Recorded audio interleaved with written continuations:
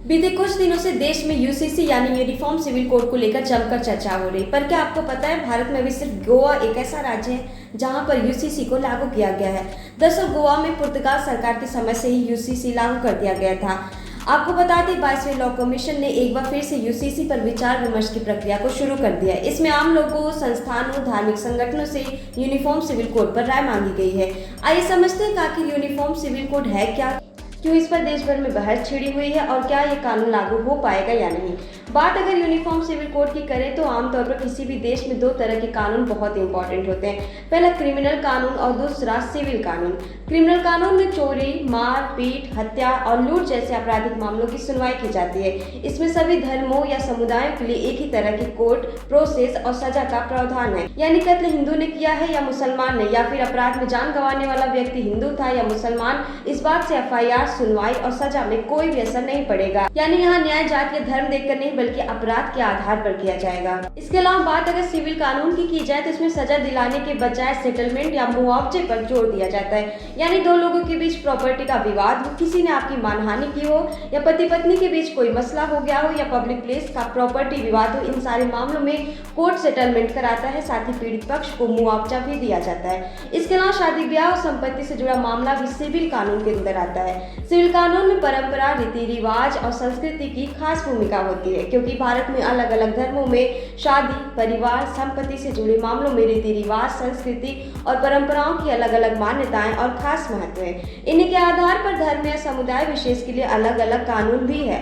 और यही वजह है कि इस तरह के कानून को पर्सनल लॉ भी कहा जाता है। इस बात को यदि उदाहरण के साथ समझा जाए तो मुस्लिमों में शादी और संपत्ति का बंटवारा मुस्लिम पर्सनल लॉ के जरिए होता है, जबकि हिंदुओं में शादी हिंदू मैरिज एक्ट के जरिए की जाती है। इस तरह ईसाई और सिखों के लिए भी अलग पर्सनल लॉ है। पर्सनल लॉ के तहत मुस्लिम पुरुष 4 शादियां कर सकते हैं, लेकिन हिंदू मैरिज एक्ट के तहत पहली पत्नी के रहते हुए दूसरी शादी करना अपराध है। साफ शब्दों में कहा जाए तो यूसीसी के तहत सभी नागरिकों के लिए विवाह, विवाह की उम्र, तलाक, पोषण भत्ता, उत्तराधिकारी, बच्चे की कस्टडी, पारिवारिक संपत्ति का बंटवारा, वसीयत आदि पर देश में एक समान कानून हो, भले ही कोई किसी भी धर्म या संप्रदाय से ताल्लुक रखता है। अब जरा बात करते हैं कुछ मुस्लिम इसके खिलाफ क्यों है। मान लीजिए किसी मुस्लिम व्यक्ति को सिर्फ बेटियां हैं, तो बेटी की चाहत में वह दूसरी शादी कर लेता है और इसके पीछे की असली वजह संपत्ति और गोद लेने का अधिकार। मौजूदा वक्त में अगर कोई मुस्लिम दंपति बच्चा गोद लेता है तो मुस्लिम लॉ के तहत वह पूरी संपत्ति उसके नाम नहीं कर सकता।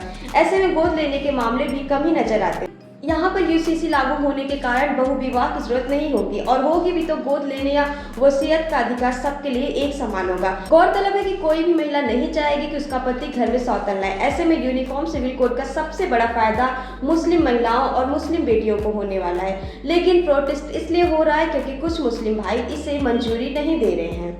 हम सभी जानते हैं कि हिंदुओं में लड़की की शादी की उम्र 21 साल है, वहीं मुस्लिमों में लड़कियों की शादी की न्यूनतम उम्र 9 साल है। जाहिर अगर हिंदू की बेटी शादी के योग्य 21 साल में हो रही है तो मुस्लिमों की बेटी 9 साल में कैसे योग्य हो सकती है, जबकि भारत में रहने वाले तो एक ही हैं, एक ही जैसे हवा में रह रहे हैं, एक ही तरह का पानी पी रहे हैं और एक ही तरह का भोजन भी कर रहे हैं, तो इस तरह का कानून में अंतर क्यों। हालांकि यूसीसी लागू होने पर सबकी शादी की उम्र एक समान हो जाएगी।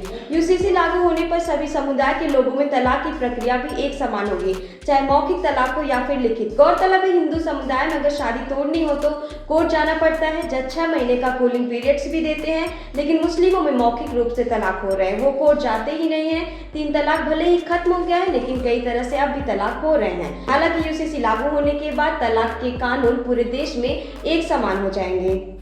प्रॉपर्टी की बात करें तो हिंदुओं में प्रॉपर्टी के मामले में बेटी, बेटा, पति, पत्नी में भेदभाव नहीं है, जबकि मुस्लिम समुदाय में प्रॉपर्टी के मामले में बीवी को शौहर के बराबर दर्जा नहीं दिया जाता है। यूसीसी में संपत्ति और वसीयत में बराबरी का अधिकार मिलेगा। इसी तरह गोद लेने का अधिकार भी एक जैसा होगा।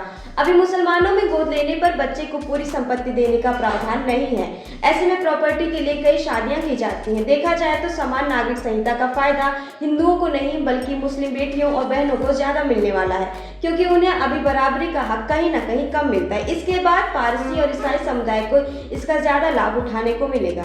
अब आप सोच रहे होंगे कि जब इतने फायदे हैं तो इसका विरोध क्यों हो रहा है। दरअसल लोगों को समान नागरिक संहिता के बारे में सही जानकारी नहीं है या फिर उन्हें गलत जानकारी देकर भरमाया जा रहा है। लोगों को लग रहा है कि समान नागरिक संहिता से शादी नहीं होगी, पूजा या नमाज बंद हो जाएंगी, पाबंदियां लग जाएंगी, जबकि ऐसा कुछ भी नहीं होगा।